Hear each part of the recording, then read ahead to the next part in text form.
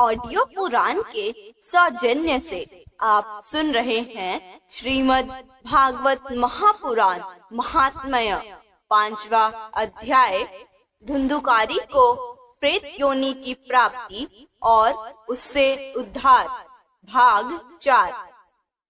जो अन्न प्रातः काल पकाया जाता है वह सायंकाल तक बिगड़ जाता है, फिर उसी के रस से पुष्ट हुए शरीर की नित्यता कैसी?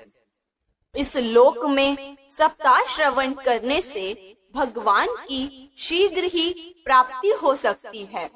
अतः सब प्रकार के दोषों की निवृत्ति के लिए एकमात्र यही साधन है। जो लोग भागवत की कथा से वंचित हैं, वे तो जल में बुदबुदे और जीवों में मच्छरों के समान केवल मरने के लिए ही पैदा होते हैं।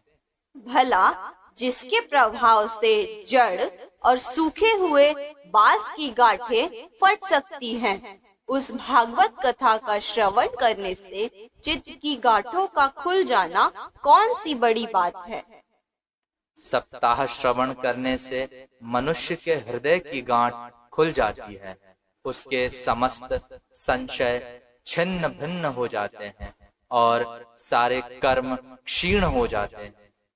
यह भागवत कथा रूप तीर्थ संसार के कीचड़ को धोने में बड़ा ही पटु है। विद्वानों का कथन है कि जब यह हृदय में स्थित हो जाता है, तब मनुष्य की मुक्ति निश्चित ही समझनी चाहिए। जिस समय धुंधुकारी ये सब बातें कह रहा था, जिसके लिए वैकुंठवासी पार्षदों के सहित एक विमान उतरा, उससे सब ओर मंडलाकार प्रकाश फैल रहा था। सब लोगों के सामने ही धुंधुकारी उस विमान पर चढ़ गया। तब उस विमान पर आए हुए पार्षदों को देखकर उनसे गोकर्ण ने यह बात कही। गोकर्ण ने पूछा, भगवान के प्रिय पार्षदों, यहाँ हमारे अनेकों शुद्ध हृदय श्रोतागण हैं। उन सब के लिए आप लोग एक साथ बहुत से विमान क्यों नहीं लाए?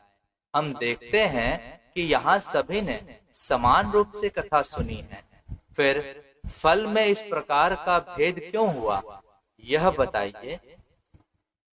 भगवान के सेवकों ने कहा, हे मानद, इस फल भेद का कारण इनके श्रवण का भेद ही है। यह ठीक है कि श्रवण तो सबने समान रूप से ही किया है, किंतु इसके जैसा मनन नहीं किया। इसी से एक साथ भजन करने पर भी उसके फल में भेद रहा।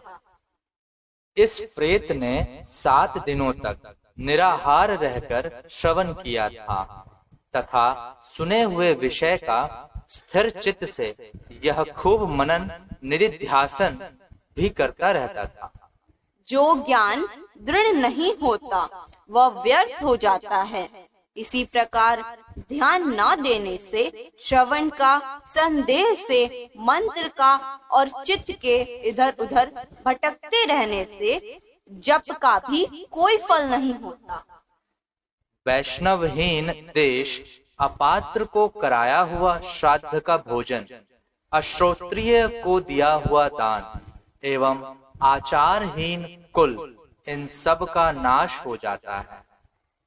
गुरु वचनों में विश्वास, दीनता का भाव, मन के दोषों पर विजय और कथा में चित्त की एकाग्रता इत्यादि नियमों का यदि पालन किया जाए तो श्रवण का यथार्थ फल मिलता है।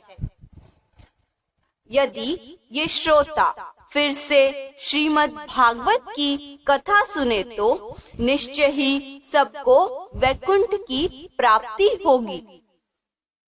और गोकर्ण जी, आपको तो भगवान स्वयं आकर गोलोक धाम में ले जाएंगे।